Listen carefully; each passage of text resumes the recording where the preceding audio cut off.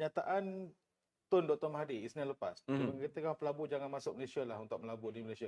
Adakah itu kenyataan khianat ataupun sabotaj sebenarnya, Datuk? Saya tidak melihat sebagai sabotaj. Sebagai mantan Perdana Menteri, sebagai mantan Ketua Kerajaan, ini satu tindakan bagi saya khianat.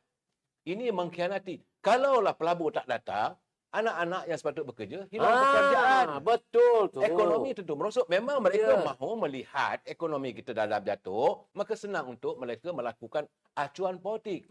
Masih lagi saya katakan, buat macam mana pun. Sebab itu bila dia cubaan itu, kenyataan itu amat membahayakan. Dan saya tak apalah, terpulanglah dari sudut undang-undang. Tetapi tidak seharusnya seorang yang pernah mentadbir negara, yang berusaha untuk dululah zaman dia jadi Perdana Menteri dulu, saya dalam UMNO, dia Presiden UMNO dulu, mahu supaya ekonomi kita mantap, tiba-tiba dia boleh mengeluarkan kenyataan begitu. Saya cukup hilang. Datuk, selain daripada Datuk kata khianat, adakah Datuk setuju, adakah dia terdesak apabila kroni dan keluarganya disiasat oleh SPRM? Itu bagi saya melihat kadang-kadang orang memberi andaian, tapi saya rasa itu jelas apabila waktu sidang media, dia tiba-tiba dia mengatakan bahawa SPRM digunakan untuk siasat. Presiden UMNO 4 tahun setengah turun naik mahkamah, tak ada apa kita bising. Kita diam, kita biarkan. Kita kalau ada rasa ada masa, kita pergi ke mahkamah, dengar perbicaraan. 87 tuduhan. Ini baru disiasat. Yang kau takut belum sangat ada tuduhan lagi, Datuk? Belum tuduhan lagi. Sabarlah dulu, tengok. Tapi ini saya teringat kepada peristiwa ketika Anwar belum lagi didakwa, tetapi lampu telah dipotong, air telah dipotong di Bukit Damansara. Saya ingat zaman tu. Belum lagi tu, saya ada peristiwa tu. Waktu mula-mula pada tanggal 2 hari bulan 31 Ogos September 2 September di Sri Timah, kediaman resmi Timbalan Perdana Menteri. Pukul 5 petang. Dah potong api, dah potong air. Akhirnya terpaksa pindah balik ke rumah asal dia di Setia Murni. Waktu berada di Setia Murni pun bekalan api, bekalan air dipotong. Itu belum siasatan lagi. Tapi sekarang dia mengatakan bahawa Perdana Menteri menzalimi. Apakah siasatan terhadap anak dia itu dianggap sebagai zalim? Dan kalau dibandingkan dengan Datuk Seri Anwar dan juga Datuk Seri Najib bulan Ramadan, ya Tuhan, diserang, dia seolah-olah betul dalam siasatan. Ini baru nak declare harta dia. Bulan puasa ni, kita nak dalam bulan puasa ni, saya kadang-kadang bila melihat keadaan begitu, saya, presiden saya, bila perlakukan sebegitu, rumahnya diselongkar. Dia baru balik daripada solat tarawih. Lebih teruk lagi. Apa dosa Toraha? Apa dosa rumah Toraha? Rumah yang disediakan, yang kerajaan menyediakan rumah untuk Toraha ini. Siapa jadi Perdana Menteri masa tu? Itulah masalah. Siapa yang jadi Perdana Menteri masa tu? Ditepuk dia punya siling. Astagfirullah. Saya, yang itu peristiwa itu, Bob, memang saya menitiskan air mata. Kerana itu zalim. Penghormatan kita pada Allahyarhamah Toraha ini terlalu tinggi bagi saya. Sebab mother of Malaysia at one time. Waktu Tun Razak, jasa Tun Razak.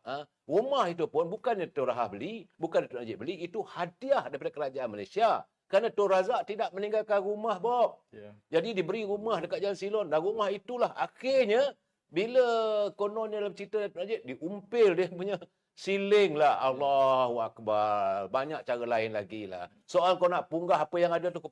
Coklat ambil. Kasut cucu ambil. Saya tak ambil kisahlah begitu. Tapi rumah Tun Razak, apabila diganggu gugat, bayangkanlah perasaan Tun Razak waktu itu. It is the way you bayar balik jasa. Tak usahlah, okeylah, you benci pada Najib. Okey. Tapi inikah cara kamu membayar balik jasa almarhum Tun Razak, my husband, yang berjasa pada negara. Nah, itu bukan zalim. Baru nak siasat, baru panggil, dah dikatakan zalim. Jadi sebab itu sekarang ni mereka berusaha lah. Sebab mereka merasakan bahawa seandainya Datuk Seri Anwar Ibrahim ditumbangkan, seandainya rejim mereka menguasai, mereka nak menjalankan balik suasana seperti dulu, iaitu campur tangan pihak eksekutif dalam SPRM, dan pihak polis, dalam legislatif itu di parlimen dan juga di bahagian judiciary. Mereka menggunakan cara divide and conquer sekarang. Saudara Bob kena ingat, you all orang keadilan Bob. Saudara orang keadilan Datuk orang keadilan. Bagaimana ini bukan sumpah dia panggil di Matampau. Sumpah keramat. Deklarasi Matampau. Apa kata Datuk Anwar Ibrahim? Mahu memastikan tidak boleh lagi campur tangan dalam urusan judiciary. Sudah berlaku sekarang. Ini yang sedang dilakukan. Jadi sekali bila dia kata Datuk Anwar Ibrahim mencampur aduk, saya heranlah. Sedangkan Datuk Anwar Ibrahim melaksanakan separation of power. Eksekutif, jagalah kerajaan ini sebaik mungkin. Sebagai eksekutif, sebenarnya kerajaan ini kerajaan di bawah Tuan Agong. Kalau kamu nak menjatuhkan kerajaan Malaysia ini, kamu khianat. Boleh dihukum tembak tu. Bob, jangan main-main. Ini kerajaan di bawah Duli Yang Maha Mulia di Tuan Agong. Datuk Seri Anwar Ibrahim adalah ketua eksekutif. Di bawah ketua eksekutif adalah kaki tangan kerajaan, pihak polis dan sebagainya. Tetapi yang mana yang ditentukan di bawah kuasa istana, maka Datuk Anwar Ibrahim tak akan sentuh. Begitu juga di parlimen. Sebab itu Datuk Anwar Ibrahim kata, kalau betul-betul kamu got the numbers, bawalah ke parlimen. Itu saluran sebenarnya. Itulah cara dia nak jatuhkan dia. Silakan, tak ada masalah. Saya nampak sekarang ni, macam kata Datuk tadi lah, daripada 100 bola-bola 112. Aku nak meningkat lagi 134. Nak meningkat lagi, seorang keluar, masuk. Satu keluar, 6 masuk. Saya teringat potongan ayat Quran yang selalu dibacakan oleh Datuk Seri Anwar Ibrahim. Wa makaru wa makarallah wallahu khairul makirin. Ya, betul. Bob, boleh kuat suara sikit dah, Bob. Pelayar kita tak berapa dengar suara. Okay. Saya ulang. Datuk Seri Anwar sering petik ayat Quran begini. Wa makaru wa makarallah wallahu khairul makirin. Kita merancang, Allah sebaik-baik perancang. Sebelum ini pembangkang ada 74 orang di dalam parlimen. Di dalam Dewan Rakyat. Hari ini mereka berkurang kepada 68 orang, Datuk Seri. Tapi propaganda yang dimainkan oleh pihak mereka, Anwar dah hilang sokongan. Itu tak apalah, kita tolak tepi soal itu. Hakikatnya yang berlaku ialah bilangan jumlah ahli parlimen yang menyokong Perdana Menteri dan kerajaan makin bertambah. Baik Datuk Seri, saya nak tanya Datuk Seri, sebelum himpunan itu dibuat, sebelum gerakan untuk menjatuhkan kerajaan ini dibuat, ada satu usaha yang ingin menjatuhkan Datuk Seri Ahmad Zahid dari luar dan dalam.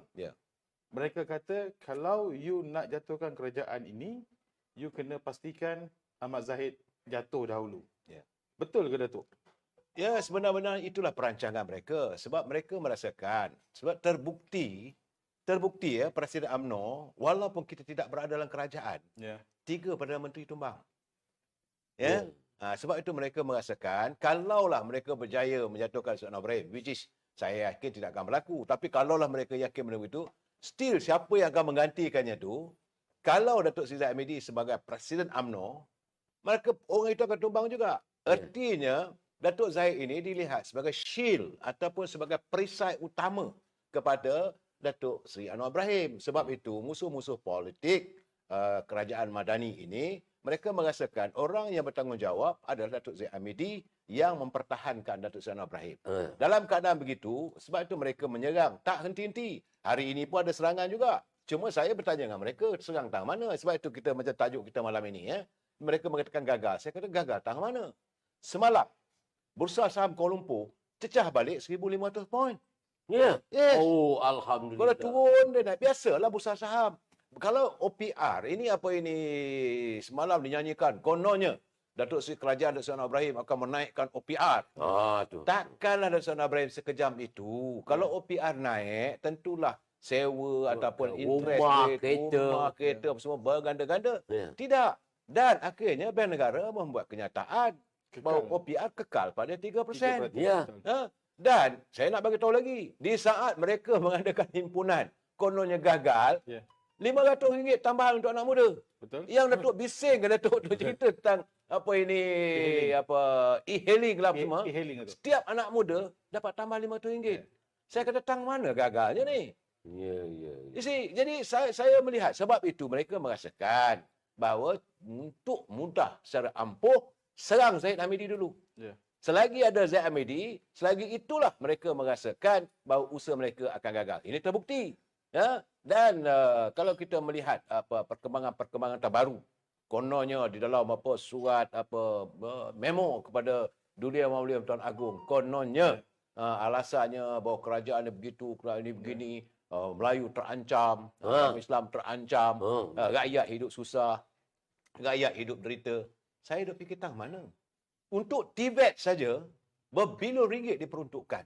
Ini di bawah kerajaan Datuk Seri, di bawah pimpinan Datuk Seri Zahid. Dan yang paling penting, apabila mereka melihat, hari ini banjir lagi ni. Bab, Datuk. Banjir lagi. Banjir lagi di Kelantan, banjir lagi di Johor, banjir lagi di Terengganu. Cuba kita lihat bagaimana Natma menguruskan banjir. Dulu kalau banjir, Datuk kawasan Datuk masa banjir dulu. Aduh. Bagai nak Datuk Hancur cari bucat. pen, cari beras, cari itu. Menteri mengelak daripada dijawab, menteri tak mari, menteri tak ada beri order, yang ni salah kau ni salah kau ni. Betul. Ya. Tetapi hari ini, bila banjir saja, bomba datang di bawah Natma, bawa penduduk yang terkena banjir, bawa pergi Natma, bawa pergi ke PPS, Pusat Pemindahan Sementara.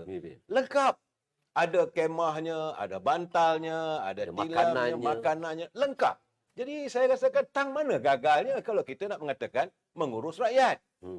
Persoalannya yang gagal saya merasakan adalah puak-puak yang mengintai kalau ada projek yang boleh disakau. Betul. Itu ceritanya yang gagalnya. Kalau selagi tidak ada projek yang boleh disakau, selagi itulah maka PMX ke Datuk Seri Zahid Hamidi pun dikatakan gagal menguruskan ekonomi rakyat. Tetapi lihat sendiri, saya yakin apabila melihat Bursa Saham Kuala Lumpur semalam, saya bincanglah anak saya tu memanglah dia bahagian stok, dia minat dalam pelaburan di luar negara dan sebagainya. Dan dia pun geleng kepala, dia kata macam mana orang kata serang. Sedangkan bursa saham di Seoul, di Hong Kong, di Singapura dalam keadaan yang terumbang ambing.